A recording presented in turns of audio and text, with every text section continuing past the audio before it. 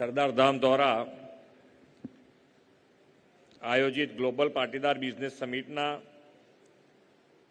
ઉદ્ઘાટન સત્રમાં આપણી સૌની સાથે મંચ ઉપર ઉપસ્થિત કેન્દ્રીય મંત્રી શ્રી મનસુખભાઈ માંડવિયા, એનસીયુઆઈના ચેરમેન શ્રી દિલીપભાઈ સંઘાણી, પ્રમુખ સેવક શ્રી ગગજીભાઈ સુતરિયા, જીપીબીએસના ચેરમેન શ્રી નટુભાઈ, મારા સૌ સાથી ધારાસભ્યશ્રીઓ, ગાંધીનગરના મેયરશ્રી, સૌ દાતાશ્રી, ટ્રસ્ટીશ્રીઓ, ઉપસ્થિત સૌ ઉદ્યોગ સાહસિકો, આમંત્રિત મહાનુભાવ, પ્રેસ મીડિયાના મિત્રો, સૌને મારા નમસ્કાર.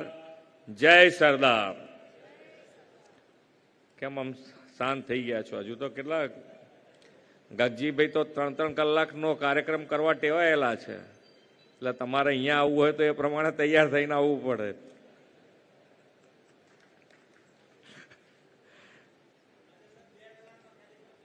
બે કલાક પણ હવે ધીમે ધીમે ધીમે ધીમે એનો ટાઈમ ઘટાડવો પડે, કારણ કે બધાને એટલો બધો ટાઈમ.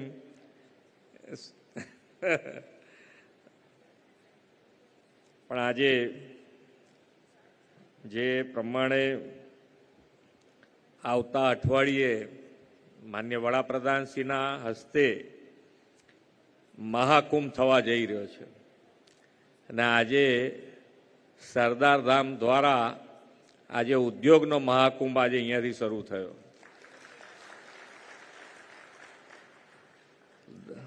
એટલે સરદાર ધામ અને સરદાર ધામની ટીમને ખૂબ ખૂબ અભિનંદન આપું છું, ખૂબ શુભેચ્છાઓ આપું છું. એક એવું નેતૃત્વ આપણને મળ્યું છે કે હંમેશા વિઝન, સમયથી આગળનું આપણને વિઝન આપતા રહ્યા છે અને એ વિઝનથી આજે દેશ દુનિયામાં ભારતનું નામ ઉજાગર થઈ રહ્યું છે. માન્ય વડાપ્રધાનશ્રી હર હંમેશ કહે છે કે યહી સમય હૈ, સહી સમય હૈ. અને તમે જુઓ, વાઇબ્રન્ટ 2003માં શરૂ કર્યું અને એ વાઇબ્રન્ટ આજે સામાજિક ક્રાંતિ આજે આપણે અહીંયા જોઈ રહ્યા છે. એવી દરેકે દરેક રાજ્યમાં પણ આ વાઇબ્રન્ટ સમિટો થઈ રહી છે અને એમનું વિઝન કહેવાય. 2003માં જ્યારે ગુજરાતમાં એમણે શરૂ કર્યું ત્યારે ભારત દેશ પણ કદાચ હું એવું કહી શકું કે તૈયાર નહીં હોય કે ગ્લોબલ પ્લેટફોર્મ એક રાજ્ય તૈયાર કરી રહ્યું છે અને આજે એનો લાભ ગુજરાતને સૌથી વધારે મળ્યો છે. અને બિઝનેસ કરતા દરેકે દરેક જણને આજે મને સવારે એક આંકડો, અત્યારે આપણે આગળ આંતરરાષ્ટ્રીય કાઇટ ફેસ્ટિવલ, એ પણ માન્ય નરેન્દ્રભાઈનું વિઝન, અને એ શરૂ કર્યું એ વખતે એમણે આંકડો કીધેલો કે આ કાઇટ ફેસ્ટિવલ એ 500 કરોડનો બિઝનેસ આપશે. એ વખતે એમનું વિઝન હતું. આજે મારી પાસે આંકડો છે કે 625 કરોડ રૂપિયાનો બિઝનેસ આ પતંગો આપી રહ્યું છે.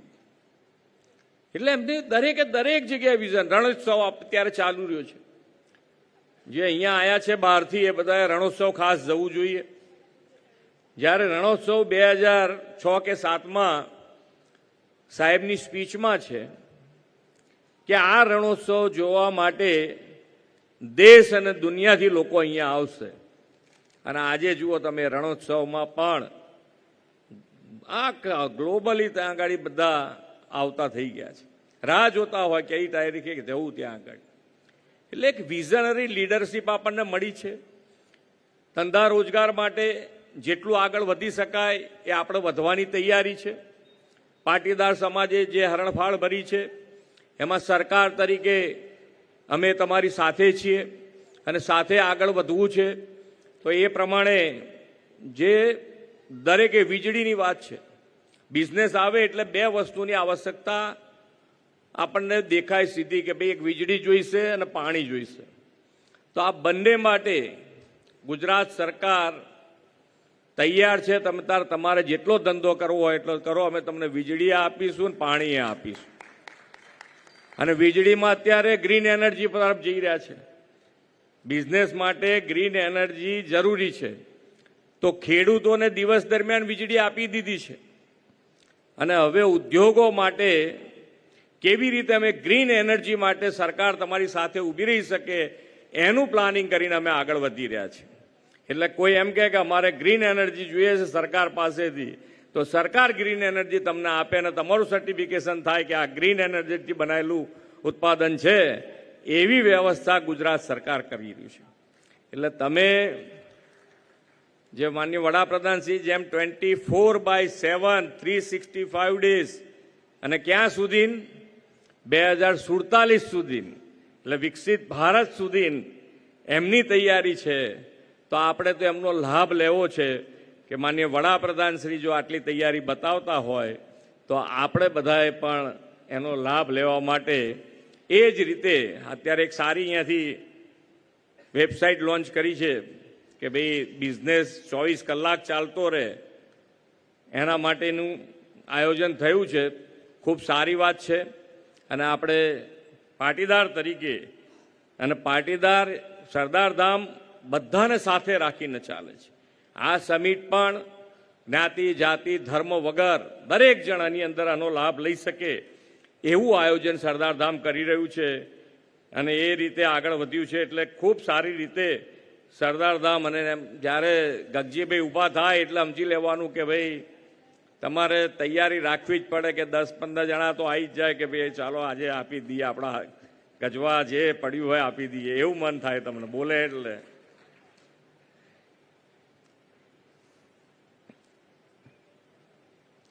એકતાના બળે પ્રગતિનો વિચાર એ આપણા બધાયમાં છે.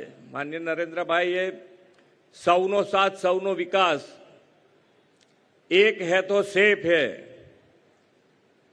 એટલે બધાએ સાથે તો રહેવું જ પડે દરેક જગ્યાએ. એટલે સાથે રહીને જો આગળ વધીએ છીએ તો સફળતા મળે ને મળે.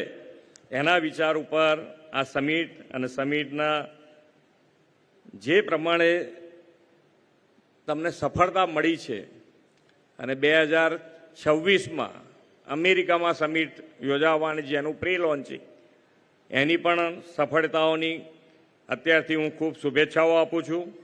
અને જે માન્ય નરેન્દ્રભાઈએ 2047માં વિકસિત ભારતનો સંકલ્પ અને એ કાળને અમૃતકાળ ગણાવ્યો છે, ત્યારે આ અમૃતકાળમાં વિકસિત ભારત અને વિકસિત ગુજરાતના નિર્માણમાં આ જીપીબીએસ જેવા આયોજનો આર્થિક, સામાજિક અને ઔદ્યોગિક વિકાસની નવી વૈશ્વિક દિશા આપશે આપણને એવા વિશ્વાસ સાથે વિરમું છું. ભારત માતા કી જય. વંદે માતરમ. જય જય ગરવી ગુજરાત.